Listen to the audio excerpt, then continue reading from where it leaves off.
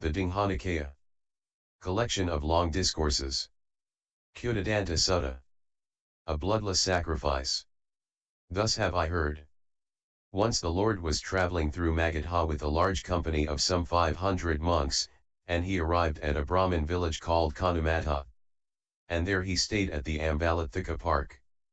Now at that time the Brahmin Kutadanta was living at Kūṭadanta, a populous place, full of grass, timber, water, and corn, which had been given to him by King Bimbisara of Magadha as a royal gift and with royal powers. And Kūṭadanta planned a great sacrifice, 700 bulls, 700 bullocks, 700 heifers, 700 he-goats and 700 rams were all tied up to the sacrificial posts. And the Brahmins and householders of Kūṭadanta heard say, the ascetic Gautama is staying at Ambalatthika. And concerning that blessed Lord Gautama a good report has been spread about. This blessed Lord is an arahant, a fully enlightened Buddha, perfected in knowledge and conduct, a welfarer, knower of the worlds, unequaled trainer of men to be tamed, teacher of gods and humans, a Buddha, a blessed Lord. He proclaims this world with its gods, Maras, and Brahmas, the world of ascetics and Brahmins with its princes and people, having come to know it by his own knowledge. He teaches a Dhamma that is lovely in its beginning, lovely in its middle and lovely in its ending, in the spirit and in the letter, and he displays the fully perfected, thoroughly purified holy life. And indeed it is good to such arahants. And at that, the Brahmins and householders, leaving Kūṭadanta in great numbers, went to Ambalatthika. Just then, Kūṭadanta had gone up to his veranda for his midday rest. Seeing all the Brahmins and householders making for Ambalatthika, he asked his steward the reason. The steward replied, Sir, it is the ascetic Gautama, concerning whom a good report has been spread about. This blessed Lord is an arahant, a Buddha, a blessed Lord. That is why they are going to see him.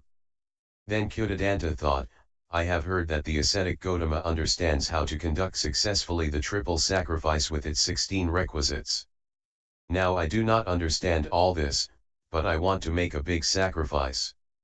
Suppose, I were to go to the ascetic Gautama and ask him about the matter. So he sent his steward to the Brahmins and householders of Kūṭadanta to ask them to wait for him. And at that time several hundred Brahmins were staying at Kūṭadanta intending to take part in Kūṭadanta's sacrifice. Hearing of his intention to visit the ascetic Gautama, they went and asked him if this were true. So it is, gentlemen, I am going to visit the ascetic Gautama. Sir, do not visit the ascetic Gautama, it is not fitting that you should do so. If the Reverend Sonatanda goes to visit the ascetic Gautama, his reputation will decrease, and that of the ascetic Gautama will increase.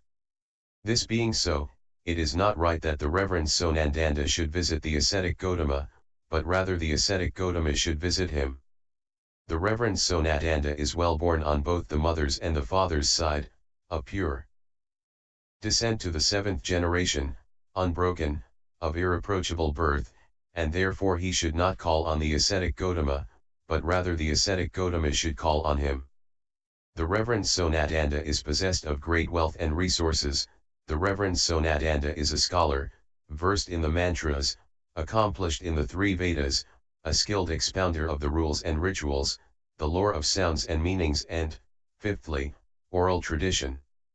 An expounder, fully versed in natural philosophy and the marks of a great man. The Reverend Sonatanda is handsome, good-looking, pleasing, of the most beautiful complexion, in form and countenance like Brahma, of no mean appearance. He is virtuous, of increasing virtue, endowed with increasing virtue. He is well spoken, of pleasing address, polite, of pure and clear enunciation, speaking to the point. He is the teacher's teacher of many, teaching the mantras to 300 youths, and many young men come from different districts and regions seeking to learn the mantras in his presence, desirous to learn them from him. He is aged, grown old, venerable, advanced in years, long past his youth, whereas the ascetic Gautama is youthful and newly gone forth as a wanderer. The Reverend Sonatanda is esteemed, made much of, honored, revered, worshipped by King Samaññaphala and by the Brahmin Pakkharasati. He lives at Kampa, a populous place, full of grass, timber, water, and corn, which has been given to him by King Samaññaphala of Magadha as a royal gift, and with royal powers. This being so, it is not proper that the Reverend Kūṭadanta should visit the ascetic Gotama, but rather the ascetic Gotama should visit him. Then Kūṭadanta said to the Brahmins, "Now listen, gentlemen, as to why it is fitting for us to visit the Reverend Gotama, and why it is not fitting for him to visit us, the ascetic. Gotama is well born on both sides of pure descent to the 7th generation, unbroken, of irreproachable birth. Therefore it is fitting for us to visit him. He went forth, leaving a great body of kinsmen. In fact he gave up much gold and wealth to go forth, both hidden away and openly displayed. The ascetic Gotama, while youthful, a black-haired youth, in the prime of his young days, in the first stage of life went forth from the household life into homelessness. Leaving his grieving parents weeping with tear-stained faces, having cut off his hair and beard and put on yellow robes, he went forth into homelessness. He is handsome, virtuous, well-spoken, the teacher's teacher of many. He has abandoned sensuality and dispelled vanity. He teaches action and the results of action, honoring the blameless Brahmin way of life. He is a wanderer of high birth, of a leading Kshatriya family. He is a wanderer from a wealthy family, of great wealth and possessions. People come to consult him from foreign kingdoms and foreign lands. Many thousands of devas have taken refuge with him. This good report has been spread about him. This blessed Lord is an arahant, a fully enlightened Buddha, perfected in knowledge and conduct. He bears the 32 marks of a great man. He is welcoming, kindly of speech, courteous, genial, clear and ready of speech. He is attended by 4 assemblies, revered, honored, esteemed and worshipped by them. Many devas and humans are devoted to him. Whenever he stays in any town or village, that place is not troubled by non-human beings. He has a crowd, a multitude of followers, is a teacher of many, he is consulted by the chief of the various leaders of sects. It is not the way with the ascetic Gotama's reputation, as it is with that of some ascetics and Brahmins, about whom this or that is reported. The ascetic Gotama's fame is based on his achievement of unsurpassed wisdom and conduct. Indeed King Samaññaphala of Magadha has gone for refuge to him together with his son, his wife, his followers, and his ministers. So have King Pasenadi of Kosala and the Brahmin Pakkharasati. He is revered, honored, esteemed, and worshipped by them. The ascetic Gotama has arrived in Kampa and is staying by Gagara's lotus pond. And whatever ascetics and Brahmins come to our territory are our guests. And we should revere, honor, esteem and worship guests. Having come to Gagara's lotus pond, the ascetic Gotama is such a guest, and should be treated as such. Therefore it is not proper that he should come to us, but rather we should go to him. However much I might praise the ascetic Gotama, that praise is insufficient, he is beyond all praise. The ascetic Gotama has arrived in Kūṭadanta, and is staying at Ambalatthika. And whatever ascetics or Brahmins come to our territory are our guests, he is beyond all praise.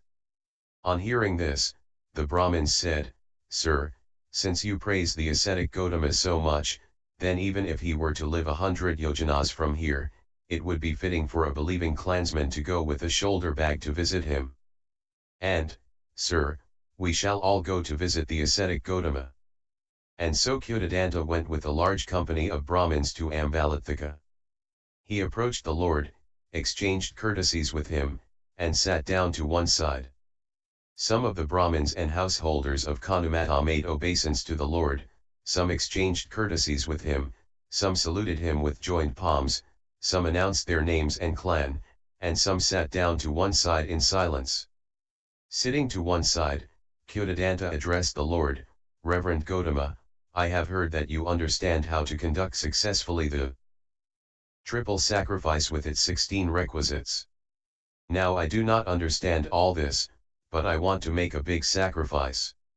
It would be well if the ascetic Gotama were to explain this to me. Then listen, Brahmin, pay proper attention, and I will explain. Yes, sir, said Kūṭadanta, and the Lord said. Brahmin, once upon a time there was a king called Maha-parinibbana. He was rich, of great wealth and resources, with an abundance of gold and silver, of possessions and requisites, of money and money's worth, with a full treasury and granary. And when King Maha-parinibbana was musing in private, the thought came to him, I have acquired extensive wealth in human terms, I occupy a wide extent of land which I have conquered. Suppose now I were to make a great sacrifice which would be to my benefit and happiness for a long time. And calling his minister chaplain, he told him his thought, I want to make a big sacrifice. Instruct me. Reverend sir, how this may be to my lasting benefit and happiness. The chaplain replied, Your Majesty's country is beset by thieves, it is ravaged, villages and towns are being destroyed, the countryside is infested with brigands. If your Majesty were to tax this region, that would be the wrong thing to do. Suppose your Majesty were to think, I will get rid of this plague of robbers by executions and imprisonment, or by confiscation, threats and banishment, the plague would not be properly ended. Those who survived would later harm your Majesty's realm. However, with this plan you can completely eliminate the plague. To those in the kingdom who are engaged in cultivating crops and raising cattle, let your Majesty distribute grain and fodder, to those in trade, give capital, to those in government service assign proper living wages. Then those people, being intent on their occupations, will not harm the kingdom. Your Majesty's revenues will be great, the land will be tranquil and not beset by thieves, and the people, with joy in their hearts, will play with their children, and will dwell in open houses. And saying, So be it, the king accepted the chaplain's advice, he gave grain and fodder, capital to those in trade, proper living wages, and the people with joy in their hearts, dwelt in open houses. Then King Maha-parinibbana sent for the chaplain and said, I have got rid of the plague of robbers, following your plan my revenue has grown, the land is tranquil and not beset by thieves, and the people with joy in their hearts play with their children, and dwell in open houses. Now I wish to make a great sacrifice. Instruct me as to how this may be done to my lasting benefit and happiness. For this, sir, you should send for your katiyas from town and country, your advisors and counselors, the most influential Brahmins and the wealthy householders of your realm, and say to them, I wish to make a great sacrifice. Assist me in this, gentlemen, that it may be to my lasting benefit and happiness. The king agreed, and did so. Sir, let the sacrifice begin, now is the time, your Majesty. These 4 assenting groups will be the accessories for the sacrifice. King Maha-parinibbana is endowed with 8 things. He is well-born on both sides, of irreproachable birth. He is handsome, of no mean appearance. He is rich, with a full treasury and granary. He is powerful, having a 4-branched army 6 that is loyal, dependable, making bright his reputation among his enemies. He is a faithful giver and host, not shutting his door against ascetics, Brahmins and wayfarers, beggars and the needy, a fountain of goodness. He is very learned in what should be learned. He knows the meaning of whatever is said, saying, this is what that means. He is a scholar, accomplished, wise, competent to perceive advantage in the past, the future, or the present. 7. King Maha-parinibbana is endowed with these 8 things. These constitute the accessories for the sacrifice. The Brahmin chaplain is endowed with 4 things. He is well-born. He is a scholar, versed in the mantras. He is virtuous, of increasing virtue, endowed with increasing virtue. He is learned, accomplished and wise, and is the first or second to hold the sacrificial ladle. He has these 4 qualities. These constitute the accessories to the sacrifice. Then, prior to the sacrifice, the Brahmin chaplain taught the king the three modes. It might be that your majesty might have some regrets about the intended sacrifice. I am going to lose a lot of wealth, or during the sacrifice, I am losing a lot of wealth, or after the sacrifice, I have lost a lot of wealth. In such cases, your majesty should not entertain such regrets. Then, prior to the sacrifice, the chaplain dispelled the king's qualms with 10 conditions for the recipient. Sir, there will come to the sacrifice those who take life and those who abstain from taking life. To those who take life, so will it be to them, but those who abstain from taking life will have a successful sacrifice and will rejoice in it, and their hearts may be calmed within. There will come those who take what is not given and those who refrain, those who indulge in sexual misconduct and those who refrain, those who tell lies, indulge in calumny, harsh and frivolous speech, those who are covetous and those who are not, those who harbor ill will and those who do not, those who have wrong views and those who have right views. To those who have wrong views it will turn out accordingly, but those who have right views will have a successful sacrifice and will rejoice in it, and their hearts may be calmed within. So the chaplain dispelled the king's doubts with 10 conditions. So the chaplain instructed the king who was making the great sacrifice with 16 reasons, urged him, inspired him and gladdened his heart. Someone might say, King Mahavajita is making a great sacrifice, but he has not invited his nikayas, his advisors and counselors, the most influential Brahmins and wealthy householders. But such words would not be in accordance with the truth, since the king has invited them. Thus the king may know that he will have a successful sacrifice and rejoice in it, and his heart will be calmed within. Or someone might say, King Mahavajita is making a great sacrifice, but he is not well born on both sides. But such words would not be in accordance with the truth. Or someone might say, his chaplain is not well born. But such words would not be in accordance with the truth. Thus the chaplain instructed the king with 16 reasons.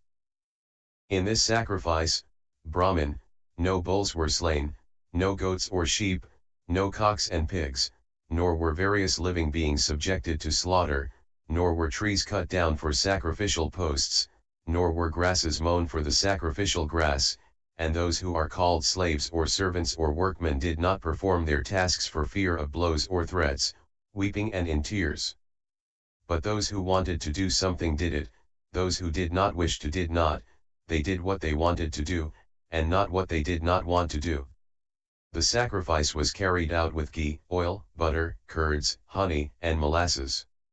Then, Brahmin, the nikayas, the ministers and counselors, the influential Brahmins, the wealthy householders of town and country, having received a sufficient income, came to King Mahavajita and said, We have brought sufficient wealth, your majesty, please accept it.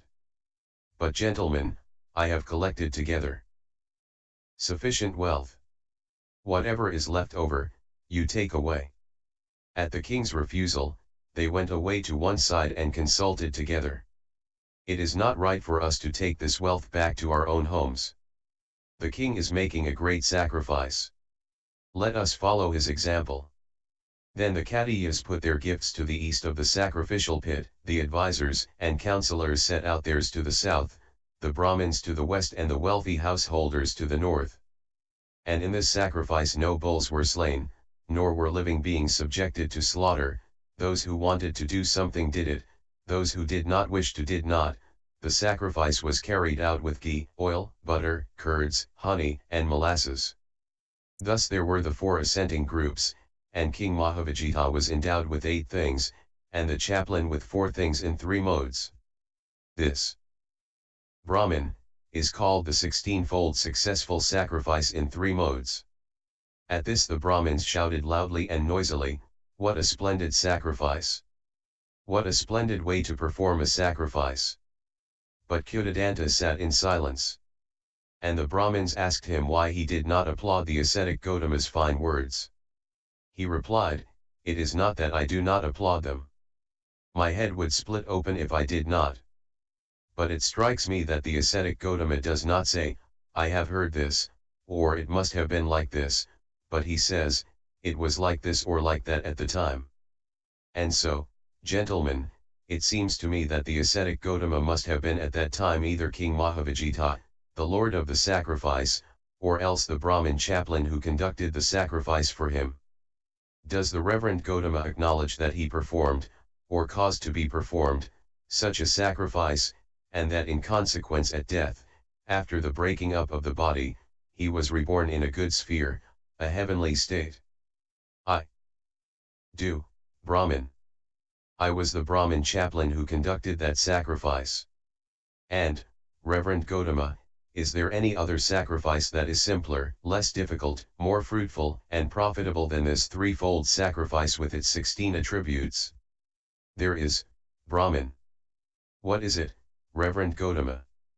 Whenever regular family gifts are given to virtuous ascetics, these constitute a sacrifice more fruitful and profitable than that. Why, Reverend Gautama, and for what reason is this better?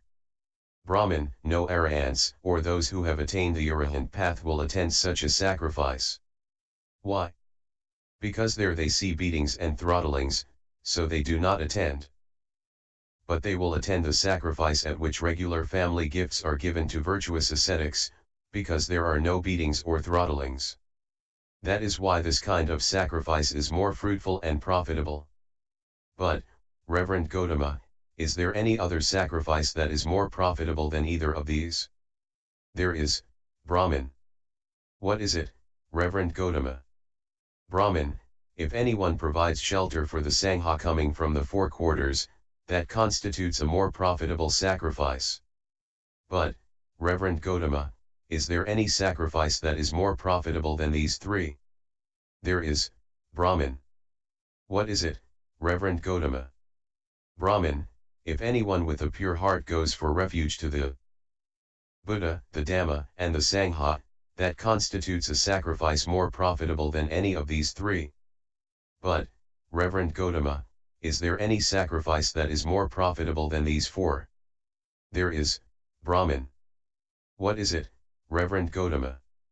Brahmin, if anyone with a pure heart undertakes the precepts, to refrain from taking life, from taking what is not given, from sexual immorality, from lying speech and from taking strong drink and sloth-producing drugs, that constitutes a sacrifice more profitable than any of these four. But, Reverend Gautama, is there any sacrifice that is more profitable than these five? There is, Brahmin. What is it, Reverend Gautama? Brahmin, a Tathagata arises in this world, an arahant, a fully enlightened Buddha, endowed with wisdom and conduct, welfarer, knower of the worlds, incomparable trainer of men to be tamed, teacher of gods and humans, enlightened and blessed. He, having realized it by his own super-knowledge, proclaims this world with its devas, maras, and brahmas, its princes and people. He preaches the Dhamma which is lovely in its beginning, lovely in its middle, lovely in its ending, in the spirit and in the letter, and displays the fully perfected and purified holy life. A disciple goes forth and practices the moralities, etc. Thus a monk is perfected in morality. He attains the four jhanas. That, Brahmin, is a sacrifice, more profitable. He attains various insights, and the cessation of the corruptions. He knows, there is nothing further in this world. That Brahmin, is a sacrifice that is simpler, less difficult, more fruitful, and more profitable than all the others. And beyond this there is no sacrifice that is greater and more perfect. Excellent, Reverend Gautama, excellent. It is as if someone were to set up what had been knocked down, or to point out the way to one who had got lost, or to bring an oil lamp into a dark place, so that those with eyes could see what was there. Just so the Reverend Gautama has expounded the Dhamma in various ways. May the Reverend Gautama accept me as a lay follower from this day forth as long as life shall last. And, Reverend Gautama, I set free the 700 bulls, 700 bullocks, 700 heifers, 700 he-goats and 700 rams. I grant them life, let them be fed with green grass and given cool water to drink, and let cool breezes play upon them. Then the Lord delivered a graduated discourse to Kūṭadanta, on generosity, on morality and on heaven, showing the danger, degradation, and corruption of sense desires, and the profit of renunciation.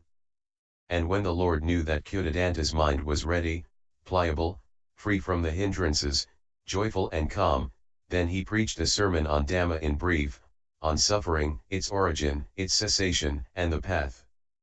And just as a clean cloth from which all stains have been removed receives the dye perfectly, so in the Brahmin Kūṭadanta, as he sat there arose the pure and spotless Dhamma, and he knew, whatever things have an origin must come to cessation.